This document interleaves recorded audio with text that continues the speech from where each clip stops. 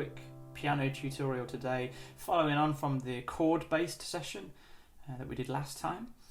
If you've watched that video already, then this basic chord shape that we learned should look familiar to you. Now we can move this shape anywhere, up or down the piano, playing on any of the white notes. And hopefully you've practiced through it and you're used to playing those chords, moving them around in any kind of particular pattern. What we're going to look at today is the next step. So if you're comfortable with that, this next thing is going to help what you're playing to sound a little bit more interesting, but it's not going to change the shape at all. We're going to stick with exactly what we've learned already. So you haven't got to learn anything or remember anything new.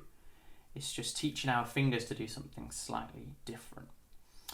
Now, when we're playing the piano, when we first start, everything that we play, we tend to hit all of the notes all together, kind of like this. Even if we play it a little bit faster,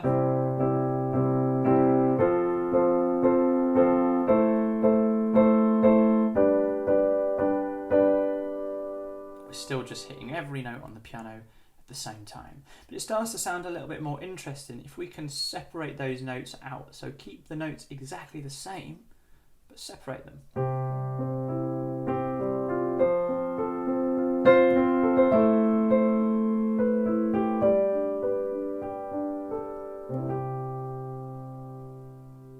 Now, when we first try this technique, it's something that our fingers aren't used to doing.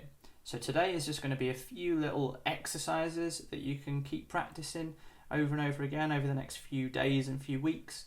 And it will get easier and easier for you to start to play little patterns like this. So the first thing that I'd like you to do is to choose a chord to start on. So I'll start on this F major here. I'd like you to find it the shape with your right hand, but also the shape with your left hand as well. So you should have 6 notes that you're playing. So these notes are the same, these notes are the same, and these notes are the same. Now, get used to start with, playing all 6 notes at once. So we should be comfortable with this already, but just making sure that we're getting a nice, clean and even sound between everything. The next thing that I'd like you to do is to separate your left hand from your right hand. So play one with your left, one with your right, one with your left, one with your right, like this.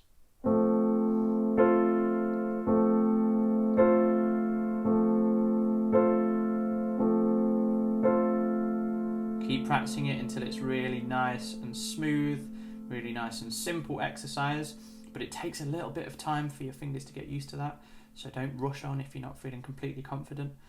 So one with your left, one with your right, until you're really, really happy with that. Once you are, then try and move that shape to different places. So I asked you at the end of last week to come up with your own chord sequence. So whatever your chord sequence is, try and play this little pattern, but across those chords. So like this, for example.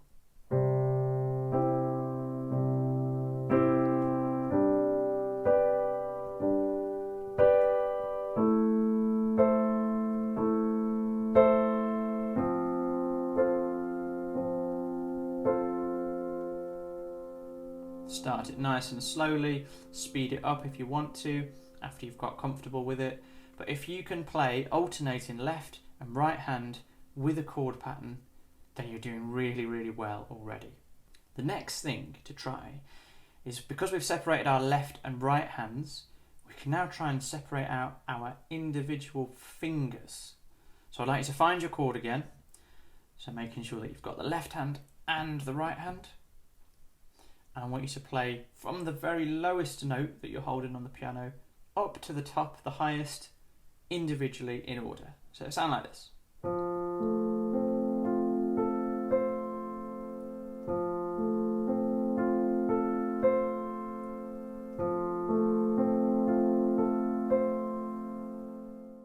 Again, don't rush. You're just looking for a nice, clean sound between those notes. So you're not jumping in between them too much, but they sound nice and fluid. Once you've got it, you can try it a little bit faster.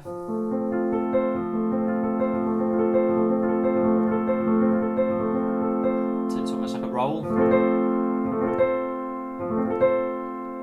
Just practicing getting those fingers moving independently and separately. This is going to take you a little bit of time because our fingers really aren't used to doing this kind of thing. But if you can get that nice roll, all it is just this simple exercise sped up. And then try exactly the same thing, but in reverse, so from the top to the bottom.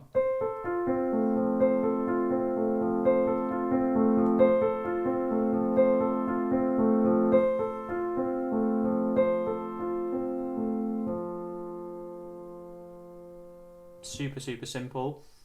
Feels like it's the same exercise, but when you play it in reverse, your fingers completely change again and they have to relearn how to do it. So make sure you're doing it up and then back down.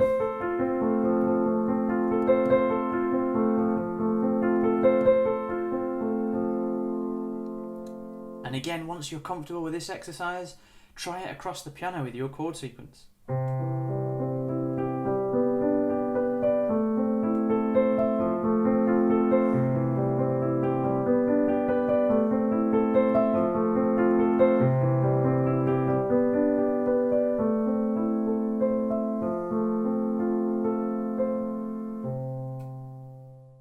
So again, start it nice and slowly, speed up if you wish, but if you can play that with your two separate hands, 6 fingers moving independently of each other across maybe 4 different chords, that is an amazing place to get to, so well done.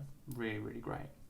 The last little exercise, or the last complication of this exercise, if you're happy with all of those things, find your chord again. And I would like us to try and move our fingers together this time, but just one at a time. So we're going to play the very bottom note, but with each of our hands, the middle note with each of our hands, and the top note with each of our hands.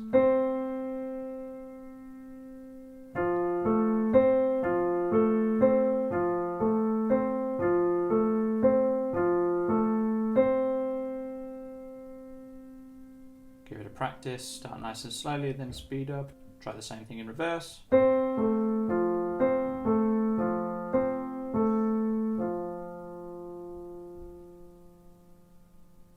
Once you've got that, try them together.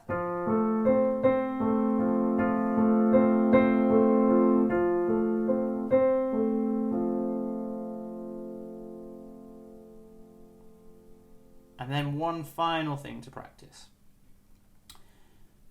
Almost the same, but you're going to start with the bottom note with your left hand and the top note with your right hand. So you'll play the middle note together, and then the bottom note with your right hand and the top note with your left hand together. Try them all at the same time.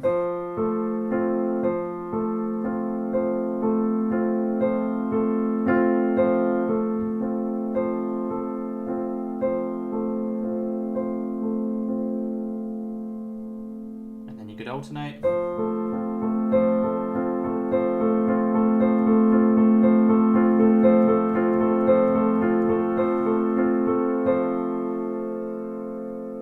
And then try that with your chord sequence.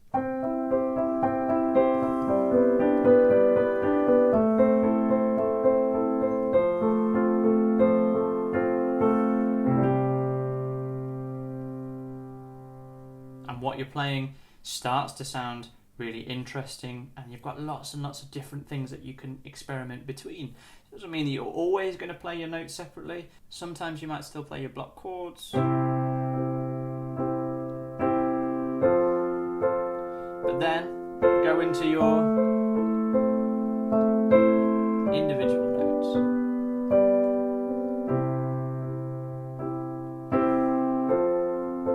You might add your individual notes in between the changes.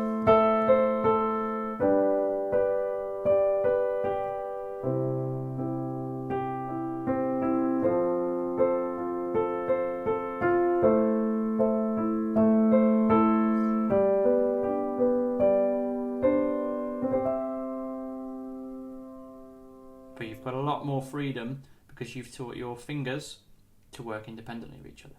So just a quick recap. You've got a few different exercises to choose from, and to work up to, so don't feel like you have to do everything all at once. But the first one is play your left hand and your right hand independently of each other.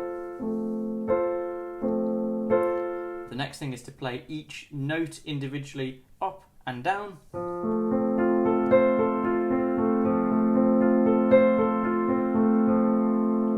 And then the final one is to play something slightly different with each finger, so starting like this, and then this.